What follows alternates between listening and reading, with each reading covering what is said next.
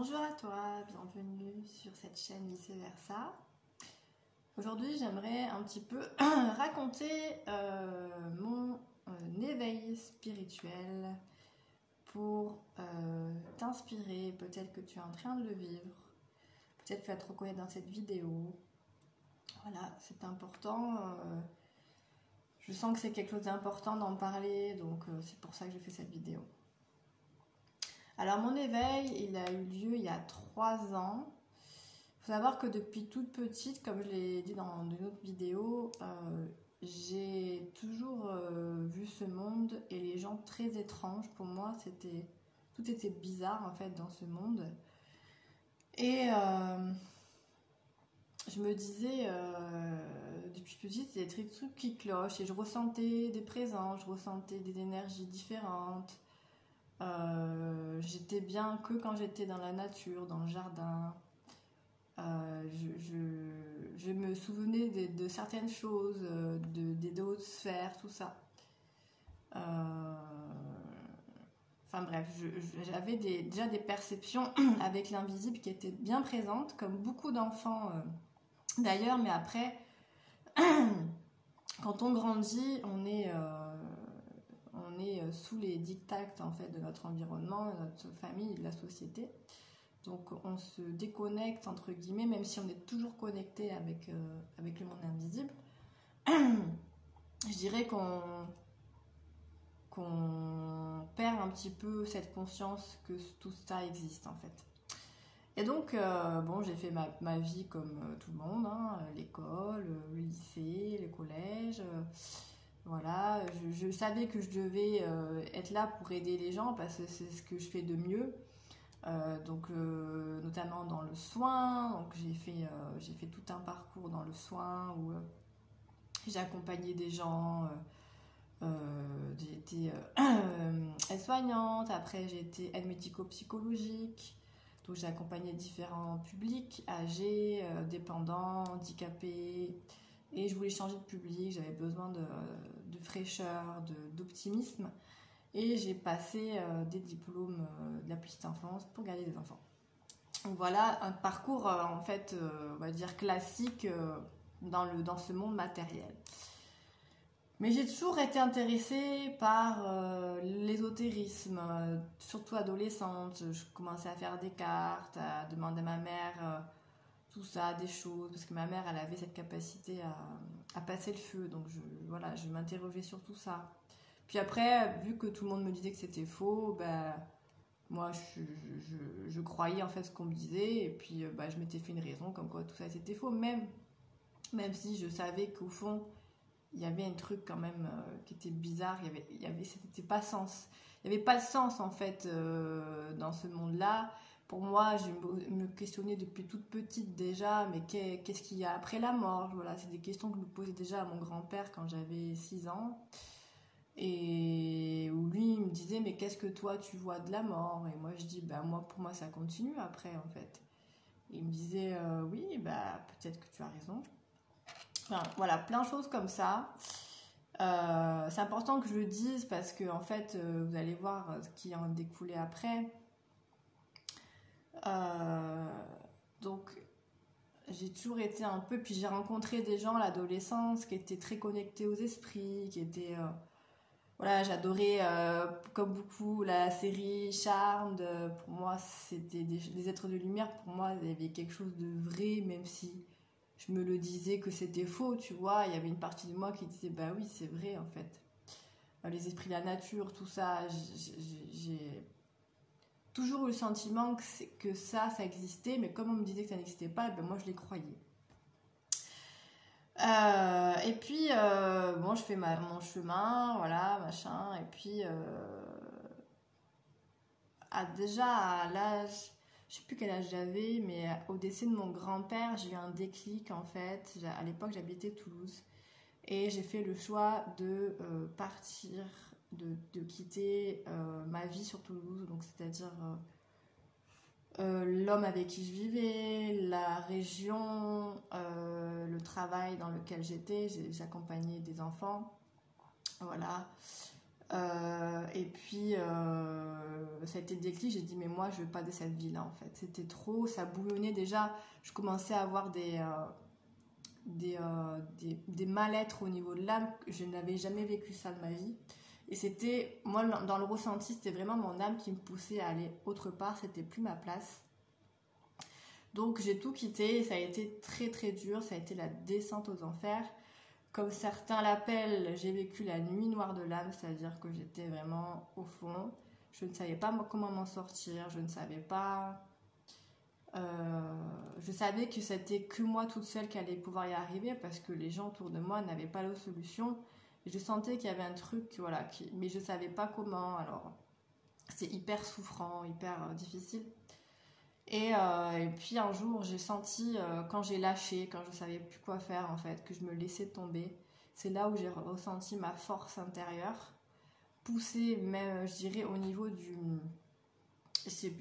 du sacré en fait. Où j'ai senti l'énergie de vie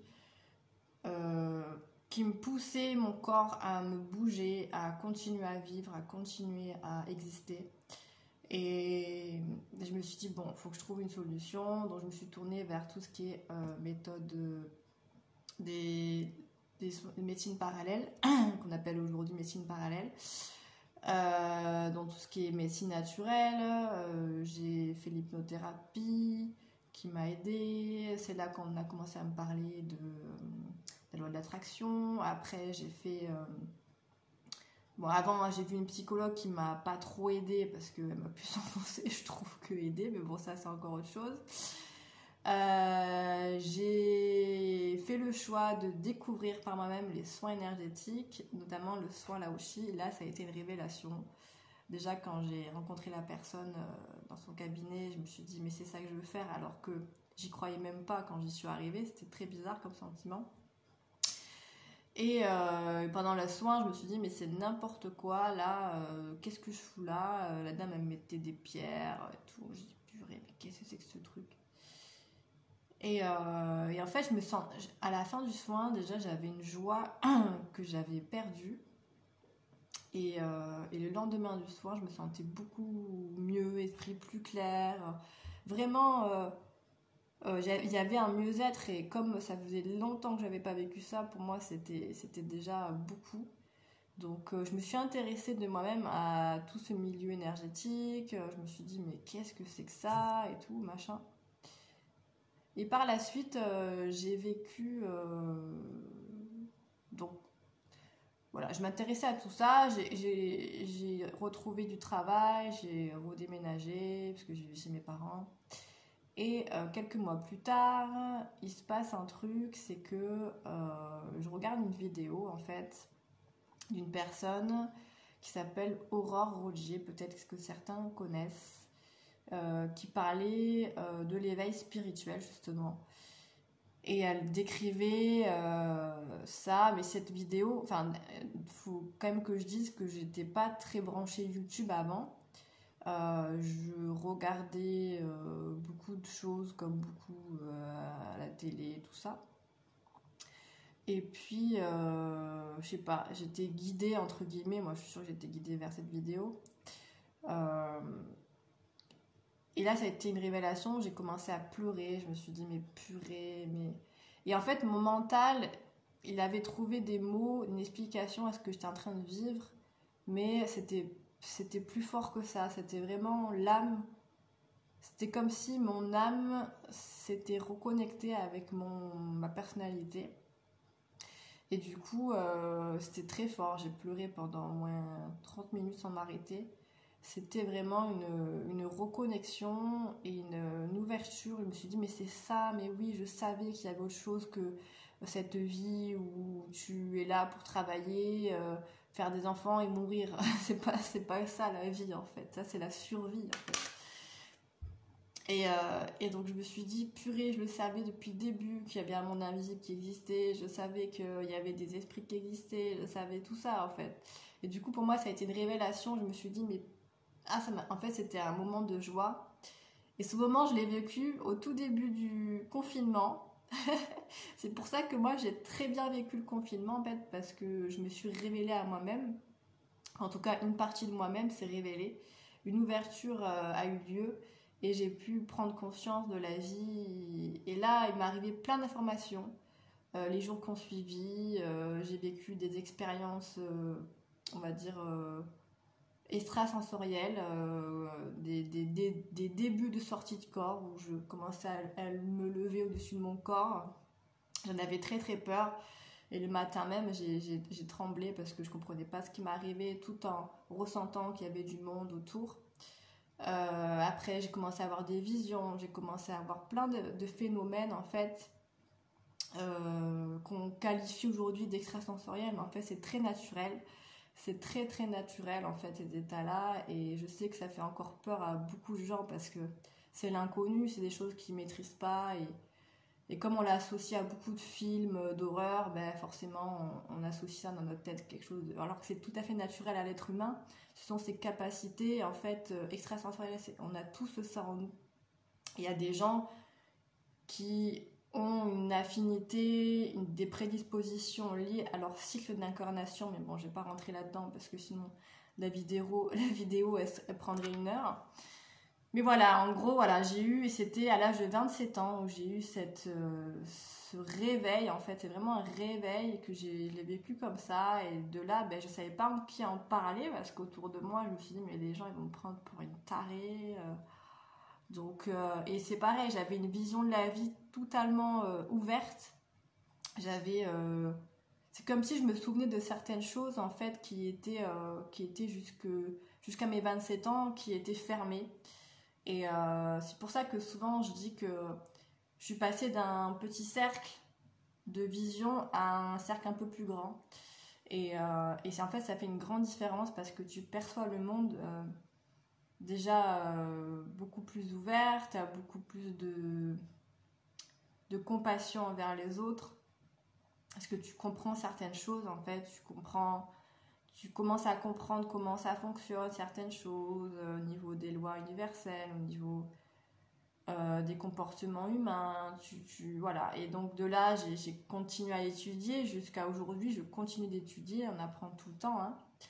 Mais en fait, ça m'a rassurée parce que je me suis dit, mais purée, c'était vraiment ça. Et donc j'en ai commencé à parler à mes parents qui ont... parce que je savais que mon père en fait s'intéressait à tout ce qui était extraterrestre, donc je me suis dit bah lui il croit aux extraterrestres, peut-être qu'il va qu'il va comprendre ce que je lui dis, donc je les ai invités au resto et j'ai tout sorti, j'ai sorti ce que j'avais vécu, mes états, etc. Et les parents ils sont juste géniaux, j'ai beaucoup de chance de les avoir parce que ils m'ont pas jugé, ils m'ont dit ah ouais d'accord. Wow. Et puis mon père, en fait, lui, ça lui a provoqué son éveil spirituel. Et en fait, il m'a dit, mais oui, mais je savais aussi depuis le début que c'est lié à la vie, c'était pas ça et tout machin. Et du coup, ça a découlé comme ça. Au début, il n'y avait que moi et mon père qui avaient cette ouverture de conscience sur ce monde, qui est en réalité énormément vaste. Mais comme je dis, il y a des gens qui sont prêts à le vivre parce que tout cet état d'éveil spirituel, il ne faut pas le forcer. C'est quelque chose qui vient naturellement à toi si tu es prêt. De toute façon, il y a un plan divin dans ton incarnation qui est fait pour vivre certaines choses. Il y a des gens qui ne vont pas le vivre, puis il y a des gens qui vont le vivre. Ça dépend où tu en es sur ton chemin du cycle d'incarnation. Et donc voilà, donc ça me faisait du bien de parler avec lui parce que c'était la seule personne avec qui je pouvais me confier. Puis de là, je commençais à rencontrer plein de gens aussi qui étaient ouvertes à ça. J'étais voir des thérapeutes qui m'ont prévenu. Ils m'ont dit, mais on va croire que c'est dans une secte parce que les gens ne vont pas comprendre ce que tu vis. Ils vont croire que tu es devenue religieuse. Ils vont croire. Donc attends-toi à tout ceci parce que pour les gens qui n'ont pas cet état d'esprit-là, c'est très perturbant pour eux. Effectivement, j'ai eu tout ça. Mais au début, forcément, on a une grande colère parce qu'on se sent incomprise, on se dit mais purée, mais ils comprennent rien, alors que maintenant, moi, je vois une autre partie qu'ils ne voient pas. Et ça n'a rien à voir avec l'intelligence, encore une fois, c'est vraiment lié à l'ouverture de conscience. Il Et en fait, c'est là que j'ai compris que sur Terre, il y avait énormément de niveaux de conscience, d'ouverture de conscience différentes. Tout le monde n'en est pas au même point. Et c'est ce qui fait la beauté, en fait, de ce monde. Parce que c'est comme ça qu'on peut apprendre aussi des choses qu'on ne peut pas apprendre dans d'autres mondes, dans d'autres planètes. Et c'est pour ça que cette Terre, elle est juste géniale. Il faut vraiment la préserver parce que c'est un monde où on apprend beaucoup et du point de vue de l'âme, c'est très important comme vie en fait. Qu'est-ce que je peux rajouter? Donc voilà, après ma mère, un an plus tard, pareil, elle ne comprenait pas, elle comprenait pas ce qui se passait. Et puis un an plus tard, ça a été son tour où elle s'est éveillée et elle m'a dit, mais oui, mais en fait, ça y est, je comprends ce qui se passe et tout. Voilà, donc petite vidéo pour expliquer un petit peu tout ceci. J'espère que ça t'a parlé, j'espère que je t'ai pas fait peur avec cette vidéo.